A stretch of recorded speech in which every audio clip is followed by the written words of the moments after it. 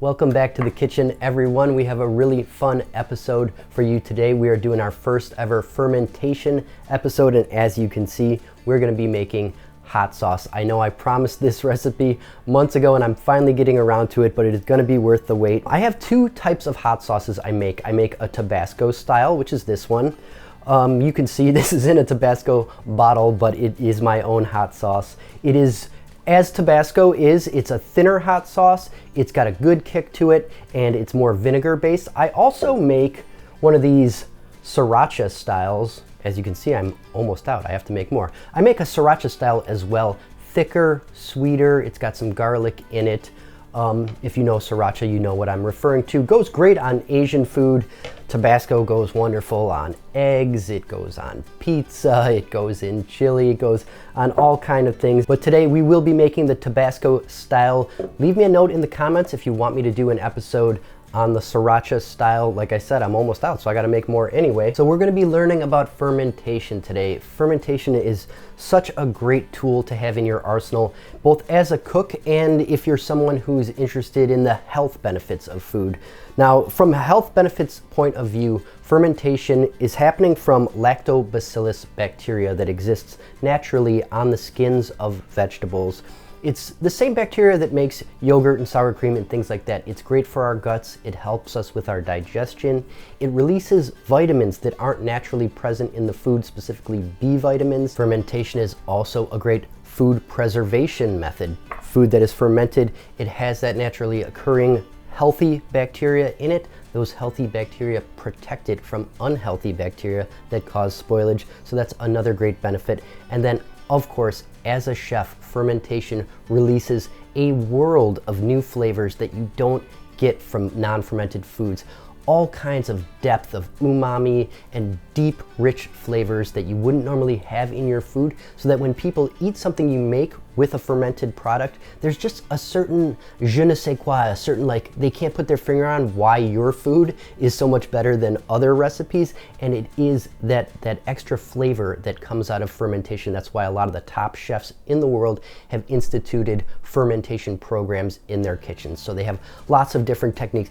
And the reason I'm saying all of that is because although we're going to be learning to make a hot sauce today, we are going to be learning a fermentation formula, specifically my fermentation formula that I use for all my fermented vegetables, and you can apply it to tons of different vegetables and fruits to preserve them, bring out different flavors, bring different flavors to your cooking, and bring a ton of new health benefits into your kitchen. But today we're going to apply it to peppers, so let's talk peppers. Obviously, there are a ton of different varieties of chili peppers out there. They range in flavor and they range in heat. Today we're going to be working with what they call a Fresno chili. That's this guy right here. Kind of looks like a jalapeno, but it's not. Some people think this is a ripened jalapeno, but it's not. This is its own variety. Now, I said we're going to be making a Tabasco style hot sauce, so you would think, oh, it has to have Tabasco peppers, but that's not true. The style is just going to be that thinner vinegar based spicy hot sauce. So we can use any pepper that's available to us. And like I said, this is more of a formula than a recipe. So I've adapted it so that you can go to your grocery store, you can find whatever chili is in season, whatever's fresh, whatever's available, whatever's affordable, whatever you want to use. You can choose your own heat level to adjust how hot or how mild you want your sauce to be, and this formula will work for any chili pepper. Fresno chilies are a little bit more of a mild hot pepper. They're still hot, but they're milder on what's called the Scoville scale. So Scoville units are how we rank the heat of chili peppers. So when you're choosing your chili pepper for your sauce, you can look online, check out the different Scoville units, and pick something that's in the range that you want. This pepper, usually about 5,000 Scoville units. As a comparison, you could go up to a bird's eye chili, like the Thai chili. Those little guys that are really potent for their size, about 75,000 Scoville units for that. But then go up again, a habanero, which is actually what this sauce was made for. This is at 200,000 Scoville units. So you got 5,000, habanero, 200,000. Obviously, this version of this sauce is going to be much hotter than this version of this sauce. You can go up to a Carolina Reaper, which has 2 million Scoville units, one of the hottest chili peppers out there. I wouldn't recommend it. It's insane. As another point of comparison, straight pepper spray is 5 million Scoville units. So there you go. There's a little range of what you can get out of different chili peppers. They will give you different levels of heat. They'll also give you different flavor. This habanero-based sauce is very hot, but it's also very fruity. Habaneros are super bright in flavor. The Fresno, also one of my favorites for its bright red color and its really fruity flavor, but you can make a milder sauce with it, and that's what we're gonna be doing today. Our first step in making hot sauce is we're gonna make our pepper mash. That means grinding up our peppers. Of course, if you're fermenting whole vegetables like cucumbers or carrots or something, you're not gonna grind them up, but when you're making a sauce, you will grind your vegetable first. We've got our Fresnos. They are going whole into our food processor. You see the stems are on. This is something nobody else does. You're not gonna find this on any other internet hot sauce recipes where you see that I leave my peppers completely intact. Stems, seeds, everything. There's a reason for that. I am a home fermenter of many different varieties. I make my own wine, I make my own beer, and I know that when you leave the stems and the seeds in grapes, you get a lot of tannins. Tannins help with the aging process. They help things to develop deep, rich flavors as they age, and they help them last longer. I leave all my stems and seeds in so that we get all those wonderful tannins and we get great depth of flavor to our hot sauce. You'll see a lot of people removing them. That's foolish. You don't need to do it, and it's much easier to make it this way. Now you can rinse your peppers if you want to before you put them in the grinder, but do not wash them. Do not use any sort of vegetable cleaning solution on them. Remember I said the lactobacillus bacteria is naturally occurring on the skins of the vegetables. We don't want to kill it. We don't want to wash it off. So a rinse is fine, but that's all you want to do. Get them in the food processor, grind them up. Just a quick grind was all we needed. Take a look. That is what you want to see.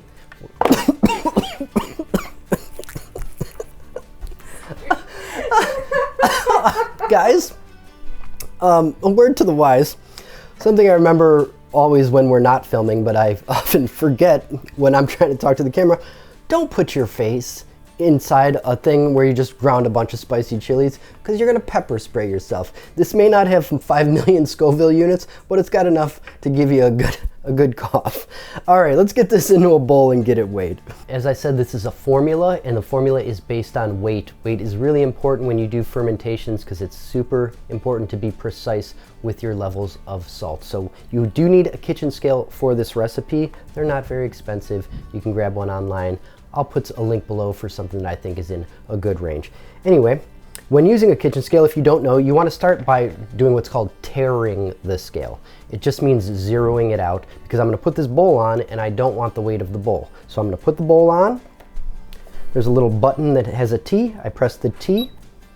That brings my scale to 0. Now I can weigh my product without the weight of the bowl. Scale is tiered. Let's get our mash in. All right, so we have 271 grams, roughly 271 and a half grams. I always use grams when I'm measuring these kind of things because grams are much smaller than ounces, which means you can be more accurate. 271 grams. We're gonna move on to our salt. Now don't get scared, guys. We have a tiny bit of math to do, but everybody has a calculator on their phone, and it's a simple thing. We're just gonna punch it in. So we had 271 grams, if I can type things upside down, 271 grams of mash. Now we want 2% salt by weight. So the way to get 2% salt is you take your grams, 271 in our case, and you're gonna multiply by 0.02. So times 0.02. As you can see, that gives us 5.42 grams of salt. That's how much salt we need to get a proper fermentation on our pepper mash. Whatever weight you get for however many peppers you buy, you're just gonna multiply that weight by 0.02, and that will give you your salt amount. So 5.4 grams of salt. Again, we'll get a little container on. We will tare our scale, measure out some salt. Make sure when you use the salt that you're using here that it has no additives. You do not want an iodized salt, no iodine. That will interfere with your fermentation. So a plain sea salt or a kosher salt is great. It doesn't matter the grind. I happen to have a fine sea salt here. 5.4, beautiful. Let's get this mixed into our pepper mash. Now this salt, besides being a seasoning, And besides the osmosis where it will draw the moisture out of these peppers, helping to form a sauce, it is also going to inhibit the growth of any detrimental bacteria and give that lactobacillus a chance to take hold. What happens with fermentation is the entire ecosystem where bad bacteria could take over, it's been taken over by good bacteria. So all of the apartments, all of the houses, they're all filled with good bacteria. Now bad bacteria has nowhere to live. So we use a precise amount of salt that won't kill lactobacillus, but it will prevent bad bacteria from moving in so that all that lactobacillus can multiply. It will fill up all of those homes and there will be nowhere for bad bacteria to go. That is part of the beauty of fermentation. Now we are going to vacuum seal this. Sealing out oxygen is really an important step in fermentation. You could put this into a zip top bag, preferably a really thick like freezer bag, and try to squeeze as much air out as possible. It might work for you. It is not a foolproof method. So I really suggest using a vacuum sealer for this. Some thoughts on that. We're sealing out oxygen, which prevents mold growth. Mold is different than bacteria. Mold can get into, potentially, it's not necessarily going to happen, but potentially could get into your fermentation and disrupt it, and you could have a moldy fermentation. If you get that, definitely just discard it. But mold needs oxygen to grow, and that's why we are going to vacuum seal. Now there is this, elephant in the room, so to speak, botulism. When you're working in an anaerobic environment, that means no oxygen, there's always a small potential that botulism could grow. Botulism is very rare. I've never had it in a fermentation of mine, and I've done this for decades. And I've worked at restaurants where we've done fermentation, and we've never had a case where we got botulism in anything. But because botulism is potentially fatal, you do want to be aware of it and pay attention. It's insidious because it doesn't have a smell, it doesn't have a flavor, and it actually does the same thing that the lactobacillus will do, which is produce CO2. So when you seal up this bag and you've sucked out all the oxygen, you will know you have a good fermentation because your bag will inflate. That's the CO2 produced by the lactobacillus. But if you did have botulism, it would also inflate. One thing that botulism doesn't tolerate is acid. Lactobacillus produces acid. So when you open your bag up, first of all, if your bag never inflates, you didn't get a fermentation, throw it out. That's probably not going to happen. Almost never happens. If it inflates and you have lactobacillus, which is almost always the case, when you open that bag up, it will smell sour. If it smells sour, you're on the right track. Give it a tiny taste test.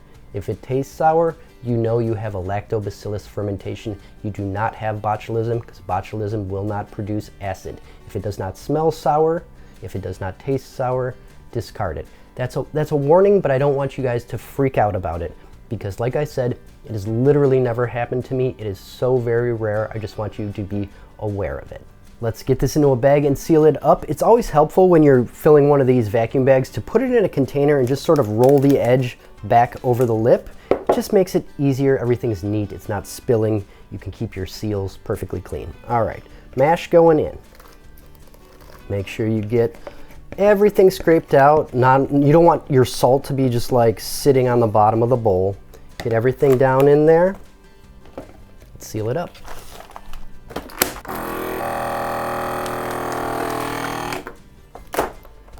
Now you'll notice when I saw the liquid start to get pulled out of my peppers and to go up towards the top of the bag, I immediately hit seal so it won't suck all the juice out. Make sure you have a solid seal from edge to edge. You don't want any air leakage. You can squeeze it. One thing you can even do is just squeeze till liquid comes down and make sure nothing's leaking out. Solid seal. Now I have a little bit of juice above in my seal, so I'm going to rinse it out real quick. Just rinsing anything out that might have been in there. We don't want any mold or bacteria to form on the outside. It would be the outside. This is sealed, so that's not a huge deal, but who wants, a moldy bag? All right, so you can see this is fully sealed. All the air is sucked out. Over the course of the next few days to a week, that fermentation will start. You will start to see little bubbles of CO2 forming inside. Your bag will begin to inflate. Don't worry, there's not so much carbohydrate in here that it will create so much CO2 that your bag will burst. Your bag will just inflate some. You can see I used a bag that was bigger than I needed because I'm leaving a little bit of extra space for that CO2 to inflate the bag. I'm going to write today's date on it, March 16th. This needs at least 2 weeks to fully ferment, but you can leave it for as long as you want. I've let it go as long as 6 months right at room temperature, no problem. It's a fermentation, it's preserved, it's not gonna go bad. It's like a fine wine, it'll just keep getting better with age. So I'm gonna let this ferment until I need more hot sauce. You see I had an almost full bottle already, so I'll let it ferment until I need more hot sauce, and then that's when I will finish it off, but at least 2 weeks. Now, of course, I'm not gonna make you guys wait 2 weeks. I have a bag that I started just about a month ago. Looks like we're at 2/20 was the date. So this has been sitting at room temp for almost a month. We can see that there's air in the bag now. It is slightly inflated. That's exactly what we want, that CO2. Let's get it open and see how it looks. All right, when you first get that bag open, give it a small smell. Don't stick your face all the way in there because you will choke on how hot those chilies are, but a little smell, exactly what I wanted. I can smell the acidity. It has a vinegariness, and that's how I know I got a proper lactobacillus fermentation. One thing I didn't mention, these are bird's eye chilies. Remember we used Fresno on the last one? I talked about how this is a formula that will work with any chili. A month ago when I went to the grocery store, what they had available that looked good was bird's eye. So I'm making a bird's eye chili sauce with this. We'll have a Fresno with the other one. That first one that I showed you in the bottle, that was habanero. So again, Scoville units. The Fresno 5,000, that's going to be a relatively mild sauce. This one's 75,000, so this one's going to be significantly hotter. And then my habanero, that one's all the way up at the 200,000 range. So that's really hot. So you can choose, pick and choose what you want. This is going to be the medium range. That Fresno is going to be on the lighter range. Now we can smell acid just to be extra safe. Let's give it a little taste. Just a little one, because like I said, these are spicy. Beautiful. I can taste that vinegary acid flavor, which makes me know that it's safe. But more than that, I'm tasting all those wonderful flavors of fermentation, things that you don't get from fresh peppers or fresh vegetables. You're getting things that are like smoke, leather, tobacco, maybe even a little bit of chocolatiness. All that deep umami flavor that you get from fermented foods that are going to take your cooking up to the next level. Let's get this weighed out. Like I did before, I'm going to tare my scale, make sure it's zeroed out. Get all those peppers in. Don't waste them. You waited a long time for this. 232 grams. Now I want an equal amount of distilled white vinegar. So 232 grams of distilled white vinegar is what's going to balance out these chilies. Let's get that weighed out. And I'll take it, 231. That's close enough. I'm going to mix that with our peppers. And now we have 231 plus 232 equals, if my math is correct, 463. So 463 grams total, and then I want to do 5% salt. So same technique as before. We have our 463, as you can see. We're going to multiply times 0.05 this time, because it's 5% instead of 2%, equals 23.15, I'm calling that 23. We need 23 grams of salt to finish off our Tabasco style hot sauce. There it is. And you guys can see now why I talked about this as a formula as opposed to a recipe. So we started with, we weighed our peppers, we gave it 2% salt, we fermented it. Then they came out, we do 100% by weight of vinegar, and then 5% of that total weight in salt, and that is the whole recipe. The whole formula, I should say. Let's mix that in. Now, how are we going to turn this salted vinegared mash into a sauce? Let's get our blender out. Get this mash into our blender. Everything's going in.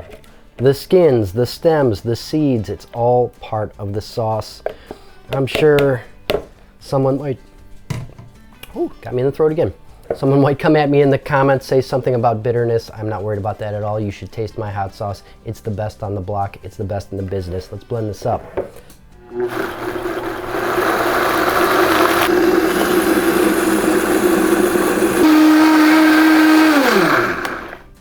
All right, we give that a good fast blend. We want to break it down as much as possible. Now guys, don't open that right away. There's a ton of aerosolized chili in there. I'm even like tasting it a little bit, even though the lid's still on. Let that settle for a minute so you don't pepper spray yourself. That's what you want, a nice fine grind. Now we are going to strain this The amount of straining you do affects the final consistency of the sauce. So I'm going to be using a fine mesh strainer. This is a fine mesh strainer, as opposed to something like one of these Tammys, which is ultra fine. Now, I do not want ultra fine for this. That'll make it too smooth. It'll take away too much particulate and the sauce won't have any body. I do use ultra fine on my sriracha style. That is a super smooth sauce and it gets thickened with xanthan gum. So this has no thickener, so we need some of that body, so we're just using fine instead of ultra fine. All right, get as much as you can. You waited a long time, you did the work, don't waste it. Get a little scraper like this, and we're gonna force this through our fine mesh. Just working this through.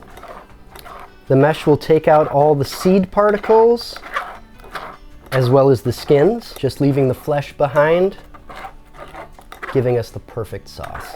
You can see, as you scrape, this starts to get drier and drier, which is what we want. Moving all the liquid. Now we get that down till it's pretty much completely dried out now. See that top? That's a fully dried out mash. We've removed all the liquid and all of the fruit particles that can fit through this strainer. I'm gonna rinse this off. Rinse it because I don't want to put any seeds or skins back into my sauce, and I need to scrape the bottom because you will have a lot stuck on there. Get in here and get a look. Beautiful, perfect. Slightly thin, but still good body. Wonderfully bright red. It smells so delicious. We haven't given it a final taste yet. Bright red, fresh, beautiful body. Maybe even a little thicker than your normal Tabasco. It really depends on the pepper, how thick it makes it. If you want it a little bit thinner, you can add a splash more vinegar to thin it out a little bit, but I'm liking this just the way it is. Let's give it a taste. Don't go crazy on your tastes. This is hot stuff. Dynamite. Absolutely dynamite. Nice, piquant spice to it. Like I said, these bird's eyes are at about a medium spice level, 75,000 Scovilles. So it's hitting me in the back of the throat, but it's not overwhelming. They're so fruity. They pack a ton of flavor. And then all of the richness, the smokiness, the leatheriness of that month-long fermentation, making such a perfect, beautiful hot sauce. Better than anything you'll get in a grocery store. Better than anything you're gonna get from that guy in that shop that's got all those bottles on the shelf. This is one you made fresh at home. It's so delicious. It's not perfect yet though. Remember, this took place in an anaerobic environment. It has not been exposed to oxygen until just now. It needs some oxygen. It needs to oxidize a little bit. That will mellow out the flavors and it will cause everything to blend together beautifully. Right now, the flavors of fermentation are a little bit strong. If you're not used to it and you haven't had it yet, when you taste it fresh out of the bag, you might think it's too strong for you. You don't like it. Don't worry, that's not the case. We're gonna put this into a bottle. It had oxygen exposure now. It's gonna continue to oxidize. We're gonna leave it at room temperature for 1 to 2 weeks. That will finish the aging process. It will oxidize a little bit. Everything will mellow. It'll get perfectly balanced. Then we move it into our refrigerator where the flavors will stay nice and fresh, and we will have the perfect homemade hot sauce. But anybody that likes hot sauce, if you serve this to them, they're gonna be so impressed. They're gonna see this beautiful texture, this beautiful color, the aroma, the flavor. They won't believe that you made this yourself in your own house. They're gonna think this had to come from the Tabasco factory, where they do a great job, by the way, but this is, I think, a step above the rest. There's even from leaving the stems in, there's like this grassy note that you get in like the backside of a good olive oil that you're getting in this. So much complexity, so many layers. It's so worth doing your own ferments, making your own hot sauce, doing your own fermented vegetables at home. Let's get this into a bottle.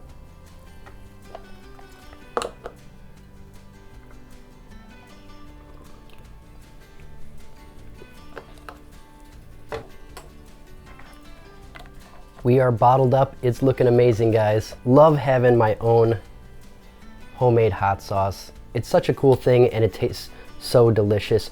Like I said, I'm gonna put this in a cool, dark place for 1 to 2 weeks for that flavor to mellow, and then I'll keep it in the fridge. Not because it's not shelf stable, it is. The pH on this is at the right level where you can keep it at room temperature, but I find that the flavors stay fresher longer when you keep it in the fridge, and you did the work, so you might as well keep them fresh. 1 to 2 weeks at room temperature, and this will be at its peak. I can't wait to taste it. It's gonna go so well on so many things. Like I said, eggs, chili, pizza, whatever you can think of, you name it, put it on sushi. It's great for a spicy sushi roll. Thank you guys for tuning in. I hope you enjoyed our first fermentation episode. I hope you learned a lot. If you have any questions, don't be afraid to ask them in the comments. And like I said, let me know if you want to get that recipe for the sriracha style. I'll be happy to do one. We'll see you next time in Bobby's Kitchen.